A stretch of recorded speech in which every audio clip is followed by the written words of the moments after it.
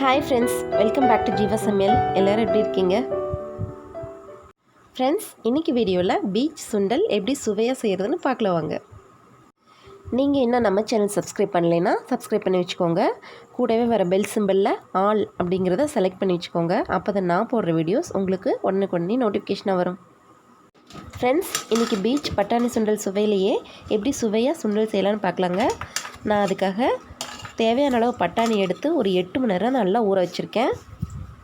பட்டாணி நல்லா ஊறிடுச்சுங்க. இதை நான் மசாலாவோட சேர்த்து தான் நான் வேக வைக்க போகிறேன். சுண்டல் செய்கிறதுக்கு தேவையான மசாலா பொருட்கள்லாம் என்னென்னு பார்க்கலாங்க. நான் பெரிய வெங்காயம் 3 எடுத்து ஸ்லைஸாக நறுக்கி வச்சுருக்கேன். 6 பச்சை மிளகாய் எடுத்திருக்கேன். 1 டேபிள் ஸ்பூன் அளவு சோம்பு எடுத்திருக்கேன். ஒரு பெரிய சைஸ் இஞ்சி எடுத்திருக்கேன். 10 பல் அளவு பூண்டு எடுத்திருக்கேங்க. 3 தக்காளி எடுத்து நறுக்கி வச்சுருக்கேன். 2 டேபிள் ஸ்பூன் அளவு கரம் மசாலா எடுத்திருக்கேன். கொஞ்சமாக மஞ்சள் தூள் எடுத்திருக்கேன். தேவையான அளவுக்கு மிளகாத்தூள் எடுத்துக்கலாம். இது எல்லாத்தையும் பச்சையாக அரைச்சிடணுங்க.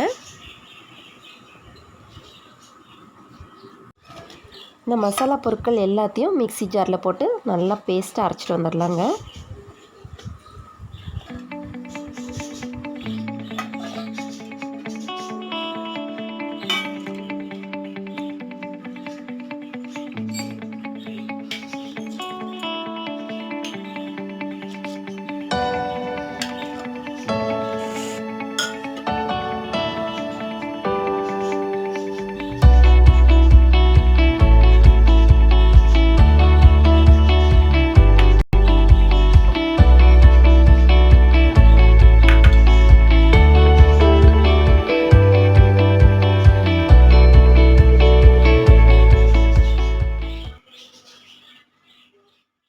குக்கரில் தேவையான அளவு எண்ணெய் விட்டுட்டு கொஞ்சமாக சோம்பு போட்டுக்கலாங்க.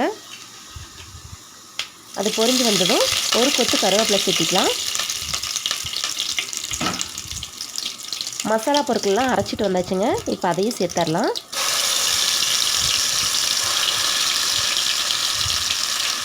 இதெல்லாம் எண்ணெயிலேயே வேகணுங்க. எல்லாமே பச்சையாக அரைச்சிருக்கோம் இல்லைங்களா? இதெல்லாம் எண்ணெயிலேயே மிதமான சூட்டில் வேக வச்சிடலாம்.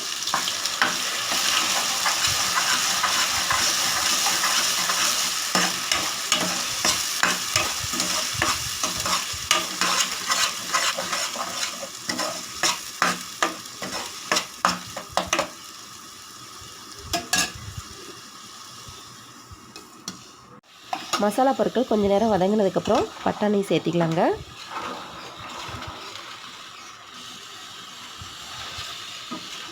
சேர்த்துட்டு எல்லாத்தையும் நல்லா கலந்து விட்டுக்கலாங்க.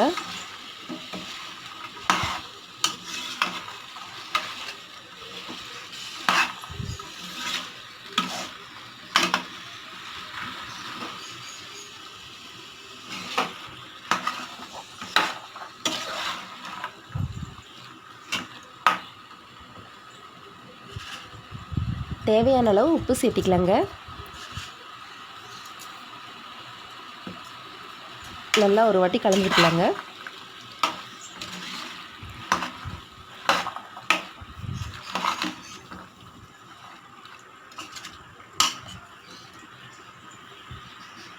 அளவாக தண்ணி சேர்த்திக்கலாங்க.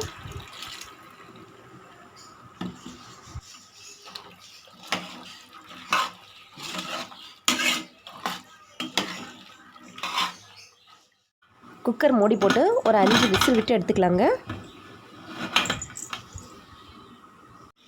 5 விசில் விட்டு எடுத்துட்டோங்க. பாருங்கள், பட்டாணி ரொம்ப குழஞ்சி போகாமல் கரெக்டாக வெந்துருச்சு. இது எல்லாத்தையும் நல்லா கலந்து விட்டுக்கலாம்.